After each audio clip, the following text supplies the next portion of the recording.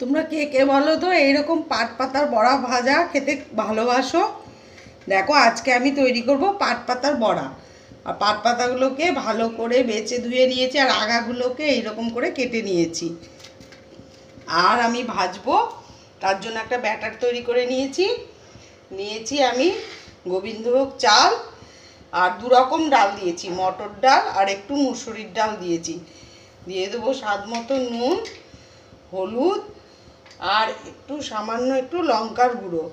এবার সব কিছু আমি একসাথে ভালো করে মিশিয়ে নিয়ে তারপর ওই পাট পাতার যে ডগাগুলো আমি কেটে রেখেছি সেই ডগাগুলো ডুবিয়ে আমি তেলের মধ্যে ভেজে নেব। তোমরা দেখতে থাকো পুরো রেসিপিটা। আমি তেল গরম করতে দিয়ে দিয়েছি, সাদা তেল একটা প্যানের মধ্যে। আর আমি এই রকম ডুবিয়ে একসাথে আমি 2টো করে ডগা নিয়েছি, তাহলে একটু মোটা মোটা হবে। আর এরকম ডুবিয়ে এই যে আমি বড়াগুলোকে এবার তেলের মধ্যে দিয়ে দেবো।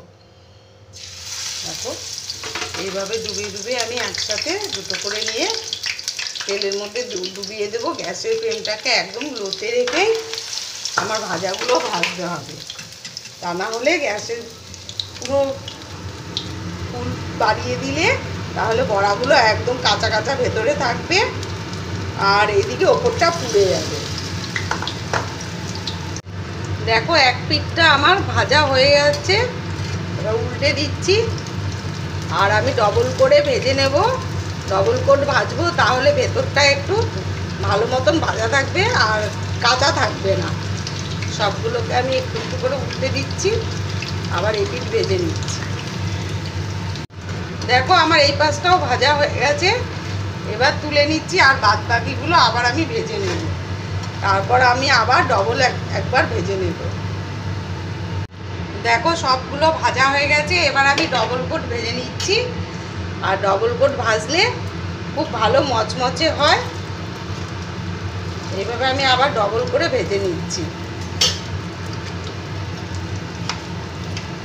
দেখো সবগুলো ভাজা আমার হয়ে গেছে, আমি সবগুলো ডবল করে ভেজে নিয়েছি। আর দেখো দারুণ মুচমুচে হয়েছে, গরম আছে, আমি ভেঙে তোমাদেরকে দেখাতে পাচ্ছি না, কিন্তু প্রচণ্ড মুচমুচে হয়েছে। আর ভেতরটা পুরো ভালো করে ভাজা হয়ে গেছে। আর তোমরা হয়তো ভাবতে পারো আমি মুসুরির ডাল কেন দিলাম। মুসুরির ডাল আর মটর ডাল একসাথে চালের সাথে বেটে দেখবে, এইভাবে বড়া ভাজা খুবই টেস্টি লাগে।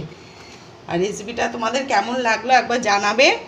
রেসিপিটা ভালো লেগে থাকলে লাইক কমেন্ট ও শেয়ার করে দিও, আর সাবস্ক্রাইব করে দিও ইউটিউব চ্যানেলটিকে। গরম ভাতের সাথে ঘি দিয়ে এইরকম করে বড়া ভাজা দারুণ লাগবে, কিংবা সন্ধেবেলায় আমরা চায়ের সাথেও এইরকম করে বড়া ভাজা খেতে পারি। তোমরা একবার আমি যেভাবে করলাম ঠিক সেইভাবেই একবার এইভাবে বড়াটা ভেজে দেখো, পাট পাতার বড়া, তোমাদের খুবই ভালো লাগবে। আর তোমাদের কেমন লাগলো আমাকে কিন্তু জানাতে একদম ভুলবে না।